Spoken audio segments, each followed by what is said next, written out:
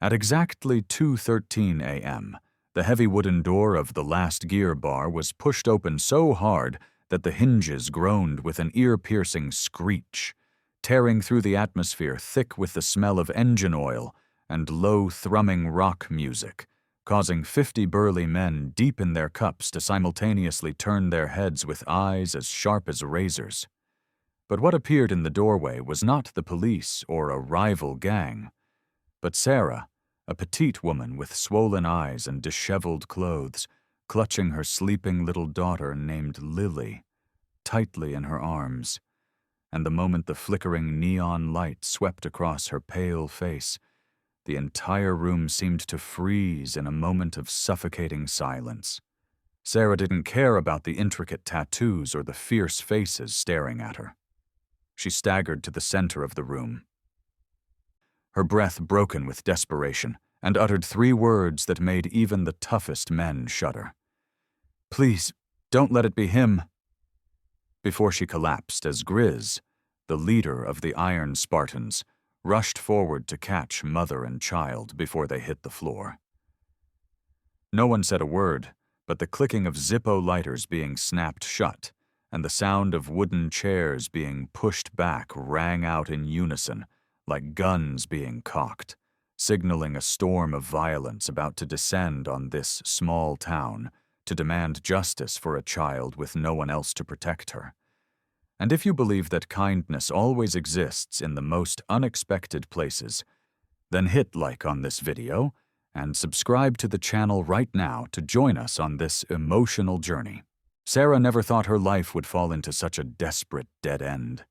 She worked 2 janitorial jobs every day just to keep her dilapidated apartment on the outskirts of Oakhaven from being foreclosed by the bank and to keep Lily enrolled at the Vance Care Center, the only place she could afford thanks to a scholarship for the poor. Lily was an 8-year-old child, as fragile as glass, always hiding behind old comic books because she suffered from mild agoraphobia. But Lily's smile was the only light keeping Sarah from collapsing under the pressure of making ends meet that weighed on her every day. On that fateful afternoon, when Sarah arrived to pick up her child 15 minutes late because the bus broke down, she found Lily curled up under a craft table, her face drenched in tears, and the white sock on her right foot stained with a splotch of fresh red blood. When Sarah tremblingly pulled up her child's pant leg, she was horrified to see Lily's shin bent at a grotesque angle, looking like someone had intentionally folded a piece of paper, while the teachers around them just stood watching with cold faces, avoiding her gaze. That night, under the cold lights of the emergency room, the old doctor with a grave expression pulled the curtain closed and whispered to Sarah that this spiral fracture could not have been caused by falling off a slide, as the school reported, but was the result of extreme force from an adult's hand, a cruel truth that stabbed straight into Sarah's heart like a fatal knife. But Lily's physical pain wasn't the scariest thing. It was the name of the person who caused it, Brandon Vance, the only son of Mayor Sterling Vance, the man who held this entire town in the palm of his hand and could crush anyone who dared to speak out against his family. The days that followed were an inescapable nightmare as Sarah tried to file a report with the police department. But all she received were weary shakes of heads, endless hold times, and the apprehensive looks of officers when they saw the Vance name on the report. Power in Oakhaven wasn't something written in the law. It lay in huge donation checks and the secret handshakes of Mayor Vance, turning him into an uncrowned king ready to cover up for his monstrous son. Brandon Vance was not just a guidance counselor at the center. He was a predator in human skin, someone who used his father's money to silence other teachers and turn the playground into a venting ground for his sick, violent outbursts without anyone daring to make a sound. When Sarah received a text from an unknown number saying, "We can make this go away quietly, or you will lose your job at the diner too," she understood she was facing a monster that couldn't be defeated by ordinary laws.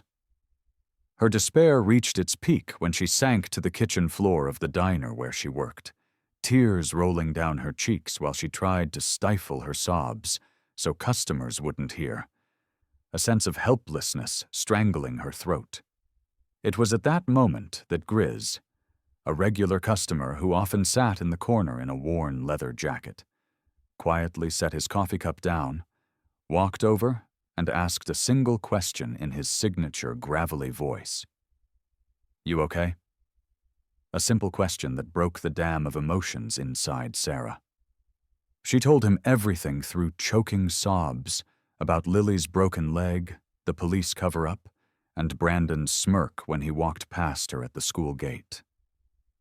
Grizz said nothing.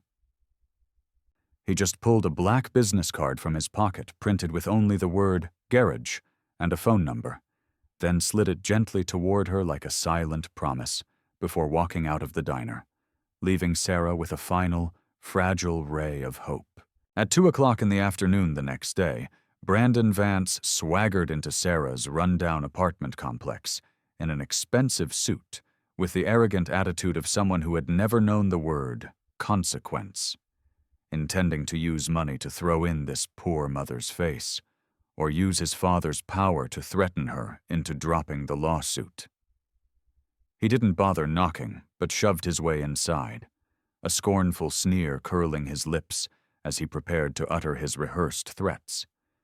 But that smile vanished instantly, and his throat choked up when he saw the scene inside the cramped living room. Not only were Sarah and Lily sitting huddled on the sofa, but looming like walls of muscle surrounding them were Grizz and two other hardcore members of the Iron Spartans, arms crossed over their chests with gazes that could melt steel. Brandon stammered and backed away, intending to turn and run, but the door behind him was slammed shut by another massive biker and locked with a cold click, turning the room into a cage with no exit. "Where do you think you're going, pretty boy?" Grizz spoke up, his voice not loud but full of authority, making Brandon tremble and drop his brand-new phone onto the floor. He tried to salvage a shred of dignity by screaming, "My dad is the mayor. Do you know you're dead if you touch me?" But his answer was only disdainful silence and the slow footsteps of Grizz approaching, picking up his phone and forcing his trembling thumb onto the fingerprint sensor to unlock it. It took only 30 seconds of scrolling through the photo gallery for Grizz's face to harden with fury as he saw dozens of videos filming Brandon abusing different children, screams, shoves that he had recorded as sick trophies.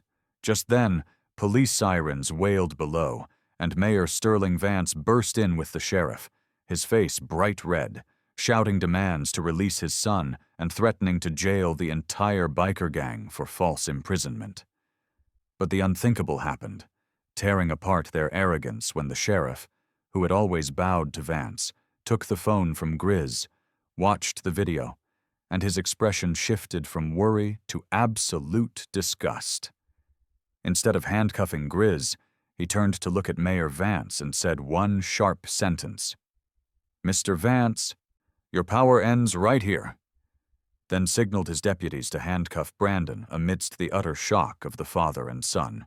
The moment the cold handcuffs locked onto Brandon Vance's wrists, he screamed in desperation, calling for his father like an overgrown child. But by then, Mayor Vance was also being read an arrest warrant by federal agents, whom Grizz had quietly contacted beforehand, charging him with harboring a criminal and corruption, ending the Vance family's dark reign in Oakhaven instantly. The image of the two most powerful men in town being escorted to police cars amidst hundreds of flashing camera lenses and the witness of the townspeople became a seismic event, blowing away the cloud of fear that had shrouded this place for years. Sarah held Lily tight, tears streaming down her face. But this time they were tears of liberation, as she saw neighbors who had once been indifferent now rushing into the streets to clap and cheer for justice. The Iron Spartans didn't wait for thanks or interviews. They quietly walked to their bikes, Harley engines roaring like an anthem bidding farewell to the terrible past. Before Grizz put on his helmet, Lily limped out onto the balcony with her cast, timidly calling out, Mr. Bear, causing the giant man to freeze and turn back to look. Lily said nothing more. She simply held up a tiny, sparkling butterfly sticker and pasted it onto the dusty fender of the massive motorcycle. An innocent act that held a gratitude deeper than 10,000 words. Grizz looked at the fragile sticker sitting amidst the cold steel, his eyes crinkling with a strange, surging emotion. He nodded slightly to the little girl, then revved the engine and rode off, leading the convoy as it faded into the sunset, leaving behind a town that had been healed. Sarah knew that from now on, she and her daughter would no longer be alone, because guardian angels don't always have wings. Sometimes they wear leather jackets and ride on beasts made of iron. Sarah and Lily's story is living proof that justice doesn't always come from high-rise buildings or expensive suits, but from the hearts of those who dare to stand up for what is right, no matter how rough their exterior may be. We often rush to judge a book by its cover, to judge a person by the clothes they wear, but kindness and courage usually hide in the places we least expect, like a flower blooming in a barren desert.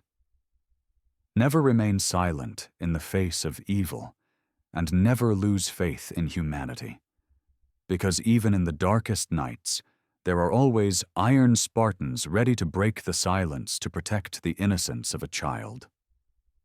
Courage is contagious, and when one person dares to stand up, the whole world will stand up with them. If your heart also trembled at the moment the butterfly sticker was placed on the massive bike, please help us spread this story of kindness by hitting the share button so the fire of justice and love can be lit everywhere. Have you ever been helped by a scary-looking stranger? Leave a comment below so we can hear your story.